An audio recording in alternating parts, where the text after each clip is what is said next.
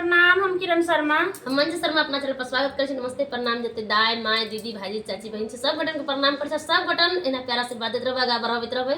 और हम दोनों देवरानी जेठानी जा रहल छी। बहुत प्यारा से फिर से बेटी विवाह गीत बनबा सब जरूर सुनब। बहुत दर्द भरा बेटी विवाह छे, यहाँ सब जरूर से लाइक सब्सक्राइब जरूर करबे, शेयर करे के नहीं भूलबे और हमरा सबके याद करे के हाँ सब नहीं भूलबे। हमेशा याद करबे तो हमरो सबके नीक लगते वीडियो बनावे में। अहाँ सब जरूर प्यारा आशीर्वाद देवे तो और आगा बढ़ा के मन करते और गीत बनावे के मन करते। अहाँ सब जरूर प्यारा आशीर्वाद देवे। आशा कर छी अहाँ सब कि जरूर हमरा सबके प्यारा आशीर्वाद मिलबे करते। बहुत प्यारा से बहुत दर्दनाक बेटी विवाह गीत है।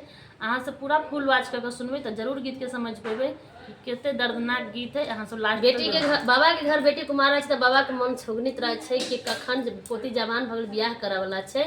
बहुत प्यारा सा गीत है। गीत के माध्यम से अहाँ सब जरूर सुनिए, जरूर कमेंट करिए। केते कठिन सब बेटा होय छे बेटी होय माय बाप पाले छी से तो माय बाप के पता रहे छे कि दर्द से पोसी छथिन उनका। तो अहाँ सब जरूर पूरा फुल वाच करके गीत के सुनू और कमेंट करके जरूर बताएं।